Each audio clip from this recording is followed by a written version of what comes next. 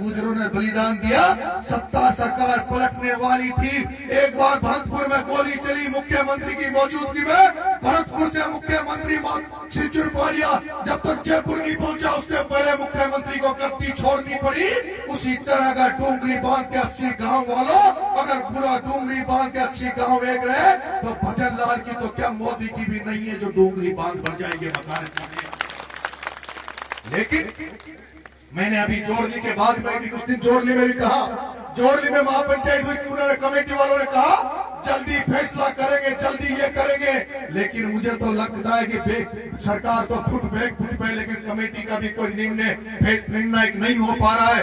निर्णय कमेटी को निर्णय लेना होगा। मैंने कहा जिस तरह से जनता कह रही है, कह रहे हैं कि नरेश मोर्चा समाज, जिस दिन कमेटी नरेश के वो कह देगी, नरेश को बेटा मानकर भरोसा कर लेगी, मैं अकेला ही डोंगरी बांध को रोकने की ताकत रखता हूं। अकेला ही डोंगरी बांध को रोक दूंगा। बस आपके आशीर्वाद और सहयोग की जरूरत पड़ेगी। ये कमेटी को फैसला कमेटी को लेना है। मुझे अभी डोंगरी बांध वाली कमेटी के कुछ लोग साथी आए, उन्होंने 21 तारीख को कोई ट्रैक्टर रैली निकाल रहे हैं, कलेक्टर का घेराव कर रहे हैं। अब मामलो मुख्यमंत्री को जो ये करे कलेक्टर को घेराव हमारा पसंद ना हो, हमारा पसंद ना हो। कलेक्टर को याद है तो मामला मुख्यमंत्री का है। क्या करेगा कलेक्टर, क्या करेगा एसडीएम, मुझे समझ में नहीं आता। मैंने जोड़ली के बाद में पूरी पारी गया था, मैंने कमेटी के लोगों को कहते था तैयारी कर लो, मैं पैदल चलूंगा, डोंगरी से पैदल यात्रा निकालो, डोंगरी से पैदल यात्रा निकालो।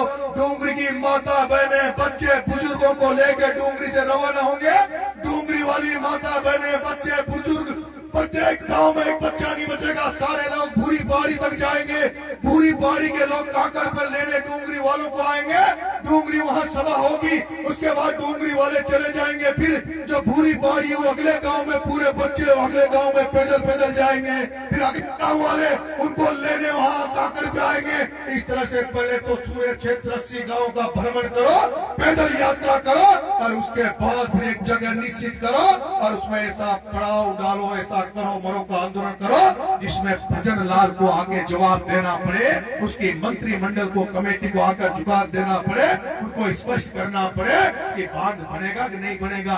जो लोग जिनका सरकार में कोई लेना देना नहीं कुछ नहीं है ना, वो कह रहे हैं डोंगरी बांध बनेगा, बना लेना, तुम्हारी माँ की दम हो तो आके बना लेना। एक बार लोग भरोसा तो कर ले। बहुत बहुत धन्यवाद, आपने मान सम्मान किया उसके लिए बहुत बहुत धन्यवाद। आप लोग आशीर्वाद रख रहे हो, विश्वास देके जा रहा हूँ, विश्वास दे रहा हूँ कभी जिंदगी में ऐसा काम नहीं करूंगा, ऐसा काम नहीं करूंगा जिससे आपका शीश हो। अभी तक तो 3 चुनाव लड़ लिया, अभी तक एमएलए के लिए प्रयास कर रहा था कि कैसे तैसे एमएलए बन जाऊं, लेकिन आपका आशीर्वाद रहा, सहयोग रहा तो 2028 में आपका बेटा जो पहले भी कह रहा है पूरे राजस्थान की राजनीति को घुमाकर फेंक दूंगा, चक्री कर दूंगा, ऐसा कर दूंगा जो राजस्थान की राजनीति तक केवल दूसरे लोगों की बात होती है, आपके लोगों को केवल टिकट मांगने तक की बात होती है। अगला चुनाव में अगर समाज का आशीर्वाद रहा, लोगों का आशीर्वाद रहा तो राजस्थान का 2028 का चुनाव में केवल नरेश मीणा की चर्चा रहेगी कि नरेश मीणा क्या करेगा, पूर्वी राजस्थान आरोपी क्या करेगा। बहुत बहुत धन्यवाद। राम राम।